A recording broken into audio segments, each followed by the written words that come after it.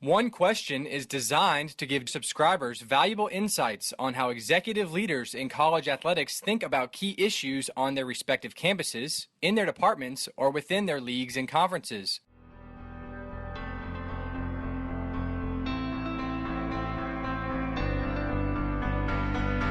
Hello, this is Matt Roberts with D1 Ticker for a new conversation of One Question. I'm joined today by Rick Alessandri. He is the new managing director and general manager of Turnkey, but did spend 20 years at ESPN as chief of staff and another handful at Univision as EVP. And Rick, what you guys are diving into in the space where you've played now for decades in your professional career, I think for leadership in college athletics, certainly at the conference level, but even at the department level and the institutional level, senior leaders have an eye on what's going on in the media space, whether we're talking about broadcast networks, cable networks, OTT players. It is, in many cases, if you're a Power 5, Power 6, high major brand, it is a huge piece of your revenue budget. Even if you're not a high major brand and you're a mid-major brand or a low major brand, that space very much is your vehicle to exposure to fans, recruits, potential prospective student athletes, etc. I am so fascinated by the overall machinations of what's going on, but I want to ask you to start, if you can pinpoint one specific item or one area within this greater media landscape that, given your background, you find most fascinating and are curious to see where it goes over, let's say, the next decade. I think it's the sports gambling issue. With the legislation that's been passed and the leagues, the professional leagues at least, embracing gambling, I think you're going to see a tremendous amount of new companies, new entrants into the space. You've already seen folks like FanDuel and DraftKings pivot from daily fantasy to gambling. You're seeing entrants like William Hill coming from the UK, a long-established player in the UK in terms of betting, enter the US market. And I think that's going to be, and as far as sponsorship opportunities go, these companies, these brands sponsoring on jersey patches or in arena signage and television advertising, I think it's going to be a really exciting time for that industry over the next 10 years. You mentioned TV advertising, and of course, Anthony Krupe of Ad Age had a really good piece that maybe came out 2 days ago, earlier this week, where he pulled data and combined it with some Nielsen survey data. The initial data that I was mentioning was from the PwC annual sports industry kind of roadmap and where it's growing and going. Yep. And the number was, $480 million annually strictly in TV advertising from casinos, gambling operators, et cetera. But when you use the word sponsorship, give us a sense of scale, and maybe you have numbers that you can point to over in the UK and Europe of what these brands are paying the likes of, let's say, Chelsea Football Club to show up on the dasher boards, or maybe that's a deal they're doing with Sky or BT, et cetera. Give us a scale of what kind of money, how large are these pots of money for the casinos and betting operators? Again, it's evolving, and I think you're going to start to see more and more of these brands want to attach themselves to major franchises in professional leagues. I think it's not unreasonable to see sponsorships in the tens of millions of dollars on clubs that have global brand awareness. As you look at, obviously soccer, football teams all around the globe, you're seeing some of those jersey deals go for in the hundreds of millions of dollars range over 10 years. And I think obviously you're going to see that with these gambling operations as more and more leagues find ways to embrace it, but yet protect the integrity of their sports. Who would you point to, or what are some strategies you would advise on doing exactly that? How to protect the purity, the integrity of the competition with the monetization of a activity that, on the black market in the United States clearly is a multi-billion-dollar marketplace that is now coming into the sunshine and going to be legalized. Do you have some thoughts on how individual organizations or leagues should think about achieving integrity on that front? Yeah, listen, I think there are some leagues, and I won't get into which ones I think do it extremely well and ones that I think have a ways to go. But one league I will point out, and a thought leader who has been kind of one of the first folks out there willing to stand up and talk about this, has been Adam Silver at the NBA. And Adam, I think, sees it as we've evolved, sports has evolved, the consumer has evolved, well, legislation has been passed. You need to adapt. And I think if these leagues want to continue to see increases on the player side, you're going to continue to see, I think, increases on the media front, although I'm not sure they'll continue to increase at the same proportion they've been over the last 2 decades. But I think the NBA has done a really good job of creating the opportunities, both at the NBA and WNBA side, as well as think about how their data and the real-time use of that data can help drive some great in-game content, which would then create more opportunities potentially for gambling. So I think the leagues are going to start taking harder looks at their data. And, one of the jobs that I've had in my career was running a company called Sports Ticker, 25 years ago. And Sports Ticker was really the first real-time sports news and information source out there. We actually served all the Las Vegas casinos and betting shops with real-time information because we were the source for when Vegas paid off on bets. And I think the leagues have all seen the fact that in-game data, whether it's shot data or accuracy percentage or strikes and ball, there's so much in-game data now in terms of the number of feels you can gather on each action that it will create opportunity. And I think that's exciting. I'm glad you mentioned the data angle because I could use some education on this. I think those in college athletics who listen to this podcast could use some education on this. When we read about or hear that a league is going to do a data deal with Vegas at large or casino, walk us through the steps. How is that data being shared in real time? What are the softwares in between the two players commonly? How is that actually executed? I've been detached for a while, but when we did it at Sports Ticker, and I know at ESPN who had deals with the leagues as well for data to drive things like the bottom line and other services, the leagues all produce their in-game content. So as you're sitting there watching an NBA game or an NHL game, it's now evolved to every action. I think you're going to start to see more devices potentially put on players, whether it's RFID devices put on players to track their motion. You're seeing it in some soccer leagues now. How many miles did a player run in today's game? All of that data is now being gathered in real time by tech companies working with their respective leagues. And as you gather this wealth of data, real time in-game data, I think the application and how you present it to the consumers where the leagues are going to have to start taking a look at, okay, what are the right data fields? How do you present it? What are the things that you can not control, but what are the things that are not subject to kind of open-ended questions? When we think about like product market fit and timing in a couple of different contexts, but is there a connection in your mind between the ever increasing rate of data exchange with, let's say, 5G and fiber with actually executing in-game wagering that just wasn't possible, let's say, 10 years ago? So we're building off the timing of technology in many different facets here.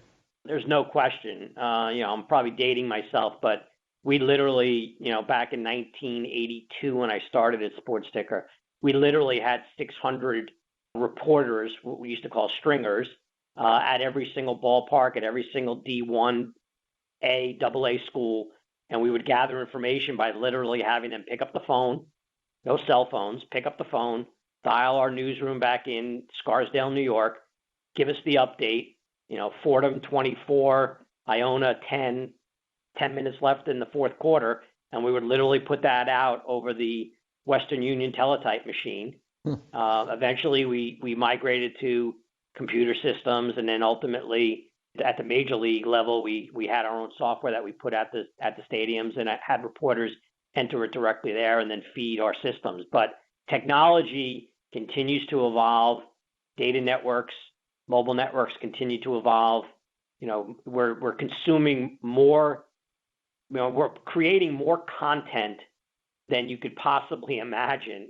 Every individual one of us, from Instagram to Twitter to Facebook posts to, your GPS data, if you have it on if you have Google enabled and it's tracking every single step you're taking and recreating that map and pushing out alerts to you based upon when you pass a store, et cetera. All that data needs more bandwidth. So yes, you're seeing consolidation in that industry, the Sprint T-Mobile integration, consolidation, and it's all going to be focused on the next mobile network, which is 5G and other technologies down the road. Earlier, you noted the rate of increase of media rights fees, and I think you said maybe we won't see as sharp of increases on that front as we have the last 2 decades, and unquestionably, college conferences up and down the ladder, but primarily at the top, have really benefited from some significant rights fee increases. And we don't have a big window on that front until the early 2020s when you have the Big Ten has some stuff out there, the Pac-12 certainly, SEC on CBS, and a couple of others. Between now and the early 20s, what are some key storylines you're watching as pertains to maybe where collegiate rights will go?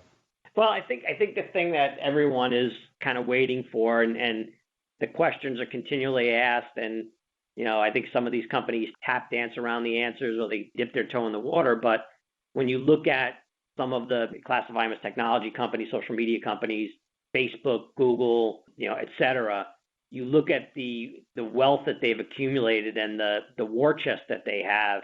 What are the deals that they want to go after to differentiate themselves in the marketplace? Most of these companies, Amazon is starting to look obviously much deeper at the sports landscape.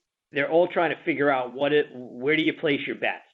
Do you want to get into a protracted rights negotiation, rights battle against the ESPNs and Foxes of the world who have different business models? Or do you want to pick off unique grassroots leagues and opportunities that can serve a community, can serve an audience, can serve an underserved community or audience? So I think that's going to be interesting to watch, is where these companies start to place their bets. You saw Facebook did some MLB content this year. Amazon's dipped their toe in the water with some tennis. So I think that's going to be really interesting, especially as it relates to college. And you said, as these deals come up with ESPN and Fox and Disney, et cetera. Yeah, where do you fall on Brian Rolap, Chief Digital and Business Officer for the NFL, again says, show me one of these players who can handle 25 million concurrent viewers, and that's a big look. That's a huge number that maybe isn't being produced regularly in the collegiate space. But you noted Amazon's foray with U.S. Open, which had some technical difficulties for sure. Major League Baseball and Facebook also had some glitches. How far are we from the latency being basically nothing, and that being a chasm that is easily jumped in these negotiations? Broadcast television has been around for quite some time. They've got it down. The billions and billions of dollars that have been invested, both from the technology side, from the HD side, everything from cameras to distribution networks, the investments that cable companies have made, clearly they've got this thing humming and working the right way. And I think Brian's spot on in terms of, the NFL still, people talk about the ratings up and down. The ratings are still significant. Massive, yes. When you look at it in context of everything else that happens out there. So, yes, I think there's some time. And that's why, again, I think these companies are dipping their toes in the water, testing things, getting the technology right, seeing, is there again, one of the things that I know ESPN did a bunch of years ago is look at properties like the international cricket, finding underserved communities who are passionate about their sports. My wife is a huge wrestling fan, subscribes to Flow for wrestling in particular, has been a subscriber to the Big Ten network on their mobile device because, we can't miss a Penn State match or game. So I think there are consumers out there, and quite frankly, college, to me, and I went to Fordham and we had some great programs, but not near the kind of excitement, enthusiasm, and fandom that I see, up at State College. And that kind of fandom every week, Michigan this past weekend, blew us out, but 111,000 fans who, if Michigan's on the road or if they're going to follow that team somehow, some way, they're going to follow them. So that passion, those flow sports opportunities out there and others like that, I think serve these communities well. Is there a particular organization that you might point to? And the one that comes to mind for me is maybe what Steve Ballmer is doing with the LA Clippers and some of their rights. Is that an organization you would point to and go, man, they're really thinking about this ahead of the curve here? Or is there another that you would kind of put into the same bucket, others that you put in the same bucket? I've read a lot about what the Clippers are doing. And obviously when you're owned by Mr. Ballmer, you're going to have technology at the forefront of your fan experience, as you would in Dallas with Mark Cuban. And as you start to see more and new ownership groups come in, they're going to create a better fan experience. And understanding, even as simple as I got to have access to Wi-Fi when I'm sitting in my seat. Sure. It boggles my mind when I go to an arena today and I can't get access. So yes, I think you're going to see, obviously, the technologists make that investment, but it's really at the forefront of it. And Ballmer's a product guy. It's about the product. It's about creating the best consumer experience, whether it's in game or on screen or at home. I think you're going to see that with, at least from what I've read, what Ebersol is building with his new football league. Mm-hmm. Technology will be a key driver to the league, and that's the way it needs to be looked at. I think that's a really smart approach. One piece of the infrastructure play here that I don't think gets enough play within the media because it's way down in the weeds, but is the actual BAM techs of the world who are delivering the content, right? We see the front end a lot. We see ESPN Plus, or you see CBS's All Access app, but the understanding of the architecture and infrastructure that's actually delivering the content I find fascinating. And I'm curious if you have any views on maybe which players end up winning that space. The Zone's using a different one now. There's obviously a half dozen or so players out there, but it's a piece of the storyline that I'm not sure gets much. I worked at ESPN for over 20 years. A lot of smart people there. Aaron LaBerge, who's leading the technology at ESPN and Disney on the direct-to-consumer piece. There's a lot of Kevin Mayer, Jimmy Pitaro. There are a lot of smart folks there. So the acquisition of BAM clearly indicates that owning the rails is critical. Not just owning the trains, but you got to own the rails too. And when you look at what Endeavor, formerly IMG, did with the acquisition of New Lion, kind of the same thing. So yes, I think it's critically important. I think it's not the sexiest part of ESPN Plus, but it is the absolute crucial part. It's got to work. It's got to deliver. It's got to be up 99.99999% of the time. Let's talk about where you and Lynn are taking this piece of the business. If we talk again a year from now, what would you have liked to have accomplished? I would like to hear Len say that we've established a media practice that has placed X number of executives throughout the industry, that we're recognized as one of the leading shops.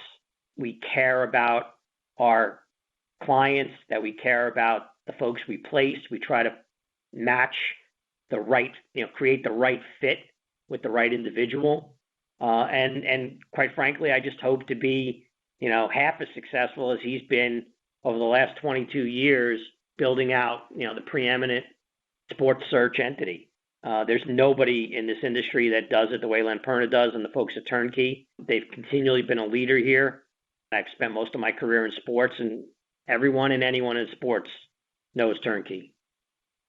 Given and again, you've been in this space for, let's call it 2-3 decades, but given the still freshness of the OTT space specifically, where will we likely see talent come from? Will there end up being let's just use ESPN as an example, right? Because there's so many folks we could point to and say, oh, they used to be the EVP at ESPN, now they're running Formula One or wherever it may be. Do you think there's pockets of talent and trees of talent we will see grow in specific companies in this space? Yeah, I think there's a lot of talent that has been at the traditional broadcast and cable networks that will find their way to these new technology, new media companies for their experience, for their management experience, as well as for their overall sports experience. I think you'll see one of the things that I've always been engaged with throughout my career has been working to identify young and up and coming talent who have incredible potential, and cultivating that potential and identifying them is critically important, because if you can find somebody at the senior manager level who's kind of flying below the radar, and then find them for a particular client for a junior level job, you've basically created a win-win situation. You've endeared yourself to the client, you've endeared yourself to that individual. There's a trust factor that exists, and I think that is what I've seen over the last, from the outside as well as now from the inside over the last 8 days. That's the way Turnkey has been built, is by building those trusted relationships throughout the industry. It's hard to put a price tag on how valuable that is. Right. Talk me through the skill set in that space right now. And if we looked at college athletics, this isn't a universal statement, of course, but many times fundraisers, or those who can generate revenue for a department, can accelerate their path through the industry and end up in an AD chair somewhere. Now, again, that's not a universal statement, but is the skill set for the OTT media space right now more about somebody who understands understands rights negotiations and can identify the right undervalued properties, or do I need to have a really damn good sense of the rails and the infrastructure behind it? What's the right mix that you'd be looking for in this day and age to accelerate somebody through a leadership team? I think it's all those pieces, right? It's not one in particular. On the programming front, yes, you're going to need to understand. Well, first on the marketing front and the business front, you need to define what it is you're trying to achieve. Is there a particular audience you're going after? Is it broad? Is it narrow? What's your business plan look like? Can it survive on a narrow cast kind of platform? Then you need to, as you build out that marketing plan, you obviously need marketers who understand subscription and retention of those clients, and we're seeing a lot of that. You need someone to understand the data and the business analytics piece. You need the programming people to understand what the right content is, what you define who your audience is, and where you go get that content, how you negotiate for it. And then you need folks on the production side, depending upon how you're going to produce the content, what the experience is going to look like coming out of the device, whether it's mobile device, big screen device, or whatever. And then overall, you need somebody to kind of keep the trains running on time. A general manager who has the ability to build a team and empower that team to perform at their peak, and then create an environment that allows for that success. Startups are not easy, and you need to continually evolve and adapt, and sometimes you need to make changes on the fly, whether it's at the senior positions or kind of at that middle management positions. Do people evolve with you or not? And that's to me, that's the fun of management. That's the fun I've had in my career, building businesses from scratch, understanding new audiences. I went to Univision in 2011. I'm not Hispanic. I don't speak Spanish, but I took the time to understand the community, to understand the needs of the community, and then built a team. And then we went at it and built many successful businesses that continue to this day to serve and empower the U.S. Hispanic community. So, it's really about finding the right talent and letting them go, letting them do their job.